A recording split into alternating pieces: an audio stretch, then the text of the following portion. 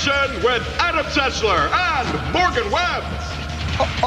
All I see is erotically entwined furry feet. Oh! And it's a blatant lie told to keep you people watching this Lord of the Rings game. And what a game it is, because when I think of Lord of the Rings, I'm thinking about hacking and slashing and building mills and managing my resources. Yes. For the cerebral wizards out there, Sierra has conjured a Lord of the Rings strategy game for the PC. Yes, we said Sierra. They may be so-so Hobbit game, but not the successful movie-based Lord of the Rings hack and slashers. Here's a review of War of the Ring. One ring to rule them all. One ring to find them. Gaze upon the fabled One Ring. It has had many owners, but only one master. Many would lie, steal, and kill to possess it.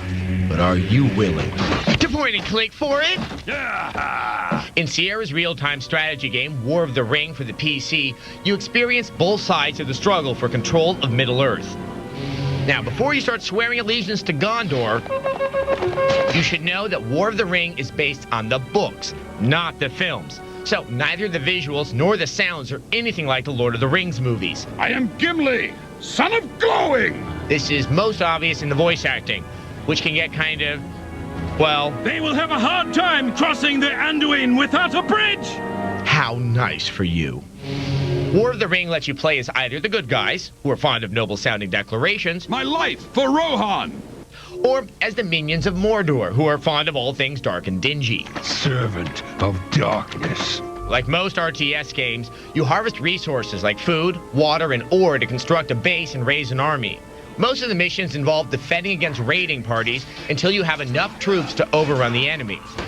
While both sides have a bland but balanced assortment of basic units and similar obstacles, A well is running low. A pile of ore is running low. you can use A-list heroes like Legolas and Gimli to lead the fight. Or if you're playing on the side of evil, use the Nazgul or Saruman. As you perform tasks, you earn fate points, which can be spent on powerful combat spells or to summon uber heroes like this end. God would.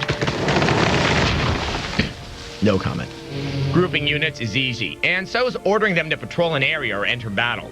Camera control is decent, and you can rotate and zoom closer to the action. However, the graphics are only so-so. I mean, how can you kick ass without decent feet? The main problem with War of the Ring is that despite the fact that it's based on the books that started the whole fantasy thing, it's just not distinctive. It feels like every fantasy RTS you played 100 times before. Rough Dwarves? Check. Sparkly Magic? Check. Muscle Band Swordsman? Yep, check. You get the idea.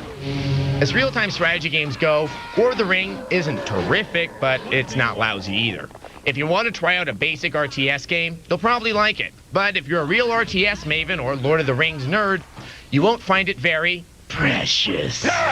The Dark Hand of X-Play gives it a 3 out of 5. Oh, wise master.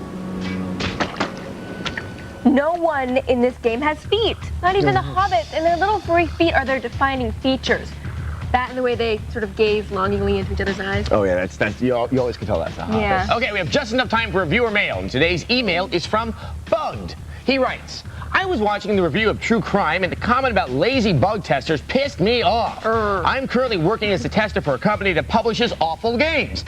As a team, we write up thousands of bugs, only to see them closed out by producers more concerned with the mighty dollar and product release dates, and developers too lazy to figure out why a bug is happening. It's an uphill battle that's quite discouraging. The only people who really care about the games and their development process seem to be the testers. Oh, that was a mouthful. That and was an angry one. email. Did I do that? Oh, you did it very well. Thanks for the email, Bug. Now, it's good to know that it's just as frustrating for you as it is for us. Okay, every time a tester talks about how bad a game was, it's the programmer's fault. Every time a programmer talks about how bad a game was, it's the tester's fault.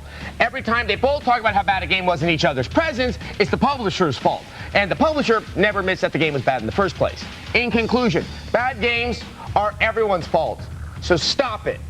Especially you, I'm pointing at. That guy? Yeah, see him? He's nice over there. Oh, come on. Okay, so the thing. Well, if you want to know what games are good and what games are bad before you have to go buy them, you can always stop by our website, kektv.com/xplay.